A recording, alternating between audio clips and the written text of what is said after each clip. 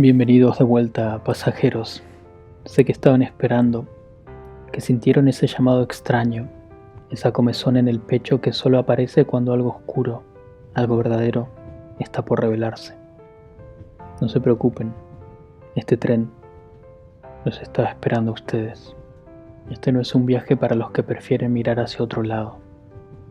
Este es el tren de los que quieren entender, los que necesitan saber de qué está hecho el mal cuando se disfraza de santidad, los que se preguntan, en silencio y sin atreverse a decirlo en voz alta, ¿cómo es posible que el infierno exista dentro de 4 paredes consagradas a Dios? Tomen asiento, ajustense al ritmo de los rieles, porque esta noche el tren se detiene en una estación pequeña, casi anónima, perdida en el mapa de la provincia de Entre Ríos, Argentina.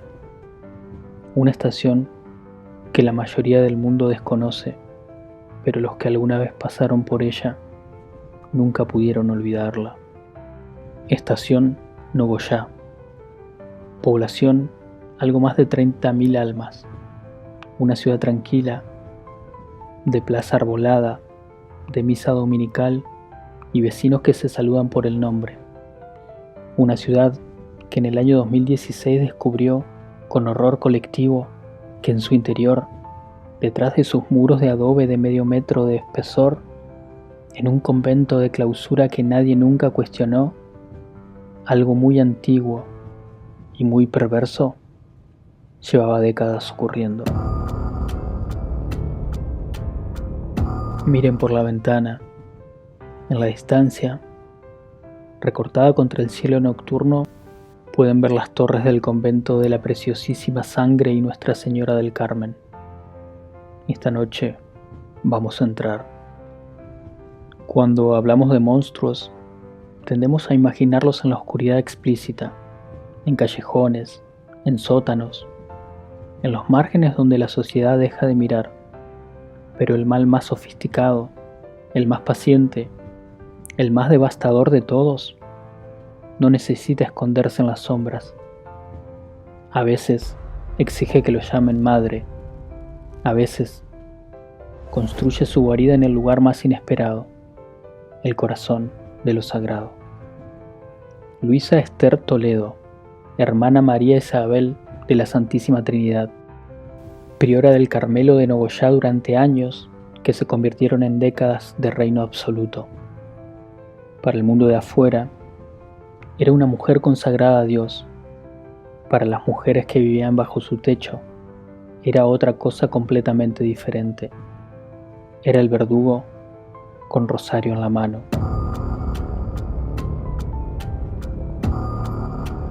Las reglas de las carmelitas descalzas, en su forma legítima, son estrictas pero claras.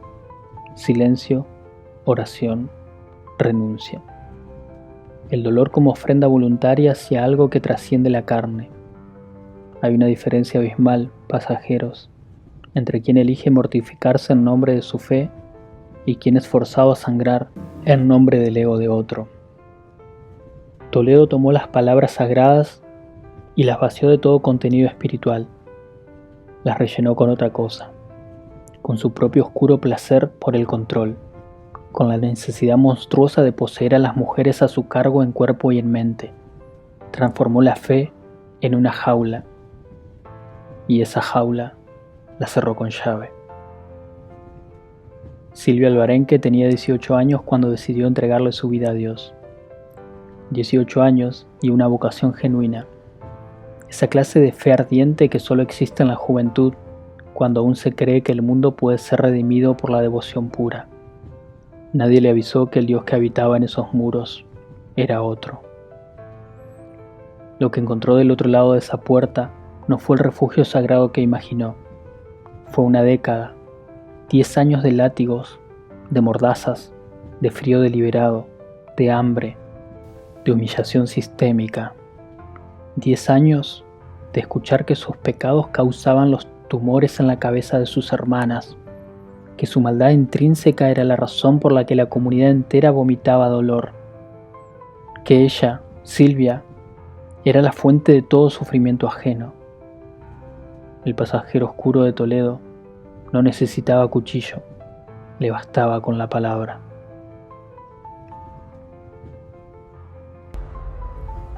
Todo depredador tiene sus herramientas. El arsenal de Toledo estaba, irónicamente, santificado por la tradición, pero ella lo llevó donde ninguna tradición podía justificar.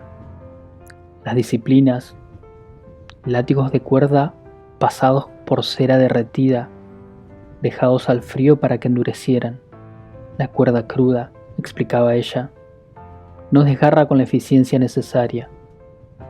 Obligaba a las hermanas a desprenderse de su ropa y a recibir los golpes. ¿Dónde está Dios en la humillación sexualizada del cuerpo desnudo sometido al látigo?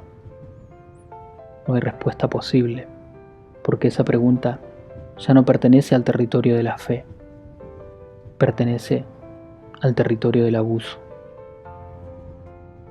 Los cilicios, coronas de acero que se ajustaban en las piernas hasta perforar la piel y cortar la circulación, la mortificación pasiva vuelta a mutilación activa, las mordazas, tabiques de madera forzados dentro de la boca y atados con piola detrás de la nuca.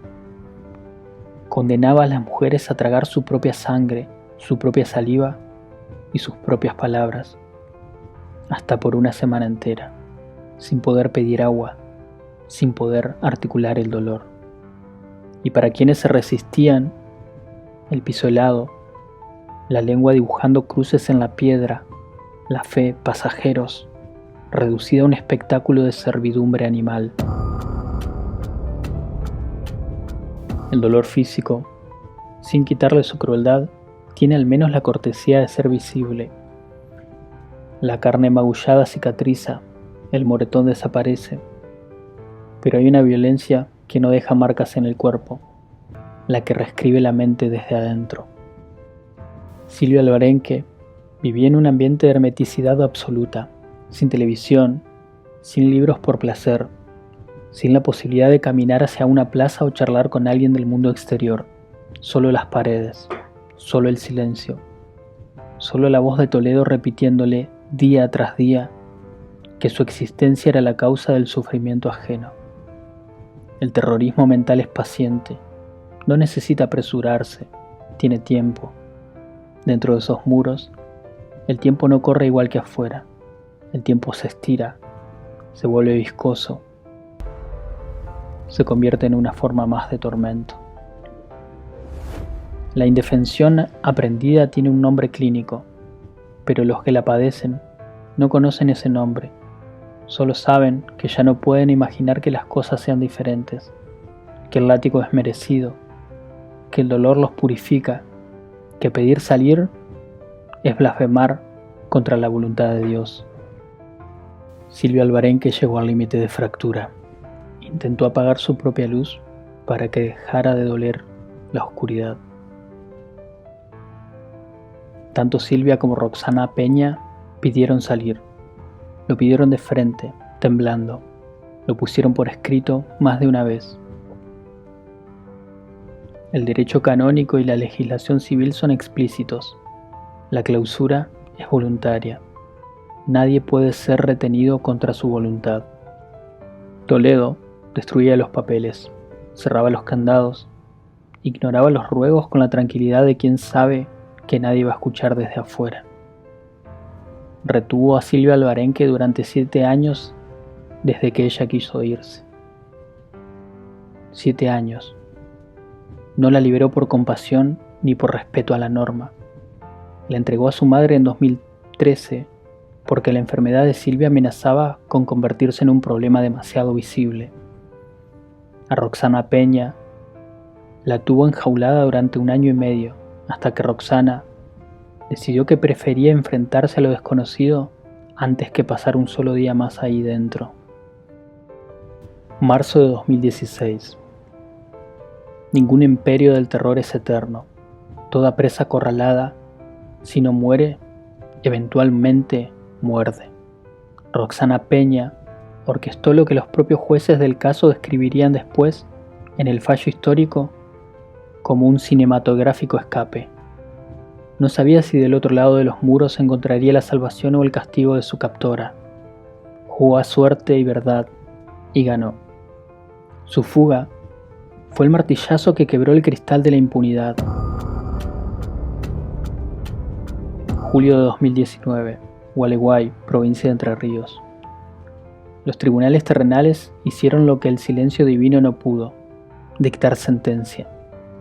El Tribunal de Juicio y Apelaciones, integrados por los jueces Darío Crespo, Javier Cadenas y Alejandra Gómez, encontró a Luisa Esther Toledo culpable de privación ilegítima de la libertad agravada por violencia, amenazas y duración superior a un mes. 2 hechos en concurso real, 2 vidas dobladas al punto de quiebre, 3 años de prisión efectiva. El fiscal Taleb, que representó a las víctimas con una dedicación que roza el deber sagrado que Toledo nunca cumplió, definió el fallo como uno en el cual la justicia se mimetizó con el dolor de las víctimas. En diciembre de 2020, la Cámara de Casación Penal confirmó la sentencia. El Superior Tribunal de Entre Ríos cerró todas las puertas al recurso extraordinario. La condena quedó firme. Por primera vez en la historia judicial argentina, la máxima autoridad religiosa de un convento de clausura ingresó a una unidad penal a cumplir su condena. La carcelera fue encarcelada. El Estado le arrebató las llaves. Pero el horror tiene una última capa, pasajeros, la más perturbadora de todas. Mientras la evidencia emergía, mientras los instrumentos de tortura eran fotografiados por los peritos, mientras Silvia y Roxana declaraban temblando en el estrado, las monjas que quedaron dentro del convento salieron a las redes sociales, a Facebook, a defender el régimen.